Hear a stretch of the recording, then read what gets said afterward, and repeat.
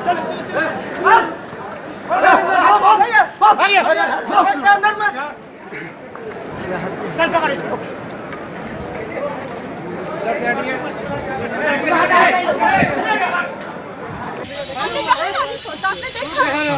Media ने देखा। आप जाप से हैं, जाप से नाम बताइए, अपना नाम बताइए, अपना नाम बताइए।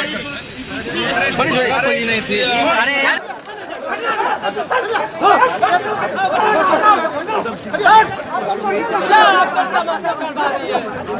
चलिए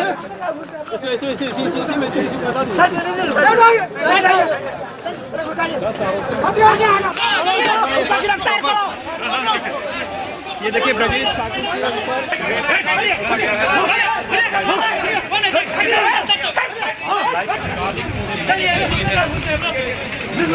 ठाकुर नमस्कार, सिटी पोस्ट लाइव के इस विशेष कार्यक्रम में स्वागत है। आपको लगातार हम बता रहे हैं मुजफ्फरपुर बालिका गृहकांड से जुड़ा हुआ खबर आपके लिए लेकर लगातार आ रहे हैं।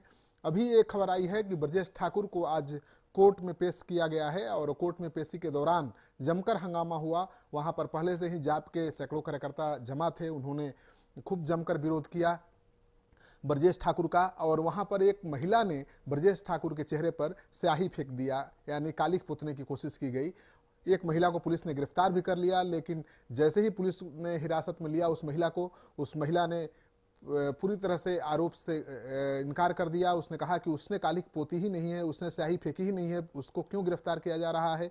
खबर ये आई कि वो महिला जाप से जुड़ी हुई है, लेकिन जाप जो पप्पू यादव की पार्टी है, लेकिन जाप के जिला अध्यक्ष वहां पहुंचे, उन्होंने कहा कि नहीं, ये महिला पार्टी से नहीं जुड़ी हुई है और इसने स्याही फेंकी भी नहीं है। स्याही फेंक कर कोई और भाग गया और पकड़ी गई है निर्दोष महिला। तो महिला लगातार ये कहती रही कि उसने स्याही नहीं फेंकी है, लेकिन पुलिस उसको छोड़ने को तैयार नहीं हुई। तो फिलहाल उसको हिरासत में रखा गया है कोर्ट हाजत के पास और वहां पर ब्रजेश ठाकुर की पेशी अभी चल रही है। तो ब्रजेश ठाकुर ने पेशी के पहले मीडिया के सामने अपना बयान दिया और उसने इस बात से साफ इनकार कर दिया कि वो मंजू वर्मा से उसके कोई संबंध है, कोई रिश्ते हैं। उनके पति से उसकी बातचीत होती थी, ये स्वीकार किया, लेकिन ये कहा कि मंजू वर्मा से उसका कोई संबंध नहीं था। यानी उसने मंजू वर्मा को बचाने की कोशिश की, लेकिन जो जाप के वहाँ कार्यकर्ता थे, नेता थे, उनका कहना था कि इस तरह के सफाई का कोई मतलब नहीं है, वो खुद आरोपी है और अपने बचाव में इस तरह की बात कर रहा है। लेकिन सबसे बड़ी बात यह है कि उसने एक दूसरा शगुफा छोड़ दिया है और ये शगुफा ये है कि उसने कहा कि वो कांग्रेस से चुनाव लड़ना चाहता था, इसी वजह से उसे फंसाया गया है। यानी कांग्रेस से चुनाव लड़ने की जो इच्छा थी उसी की सजा वो भुगत रहा है। तो इसके बाद कांग्रेस के नेता प्रेमचंद्र मिश्रा ने कहा कि हास्यास्पद है, ब्रजेश ठाकुर से कांग्रेस का कोई रिश्ता ही नहीं रहा है, न संबंध रहा है, और वो कह रहा है कि कांग्रेस से चुनाव लड़ने वाला था। उन्होंने कहा कि सब अनर्गल बयान हैं और मामले को डाइवर्ट करने की कोशिश की जा रही है। तो ब्रजेश ठाकुर की आज कोर्ट में पेशी थी और कोर्ट में पेशी के दौरान ही उसके मुंह पर कालिख पोतने की कोशिश की गई है और इस दौरान पुलिस ने एक महिला को हिरासत में भी ले लिया है।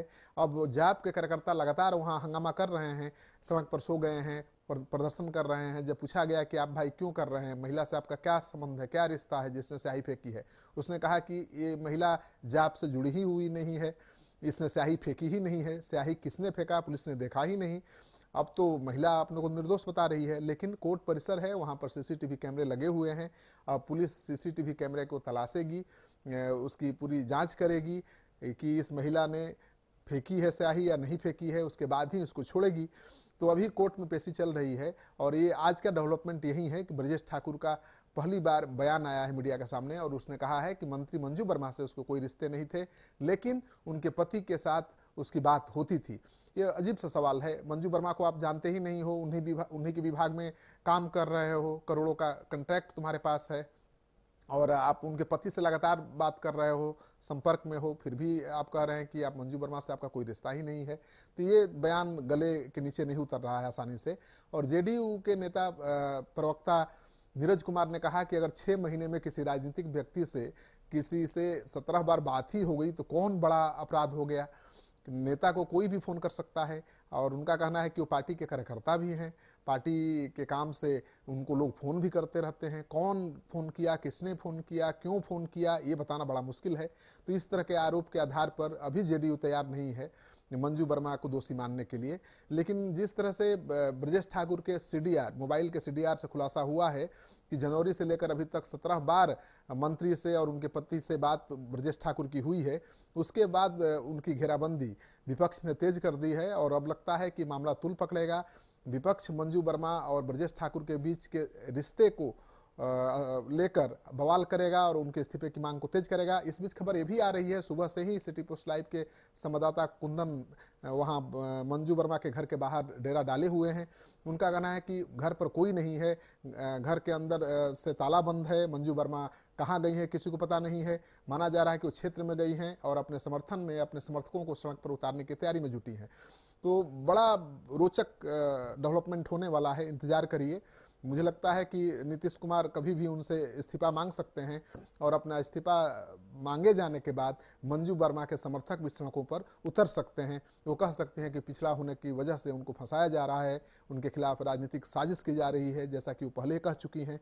तो अब ये मामला तूल पकड़ने वाला है। जैसे ही कोई लेटेस्ट खबर आएगी हम आपके लिए लेकर हाजिर होंगे। आपको हमारा ये कार्यक्रम अच्छा लगे तो इसको शेयर करिए, हमारे यूट्यूब चैनल को सब्सक्राइब करिए। आपका सहयोग और समर्थन भरपूर मिल रहा है। हम आपको भरोसा दिलाते हैं कि आपके पास आप तक सबसे पहले सही खबर पहुंचाएंगे। नमस्कार।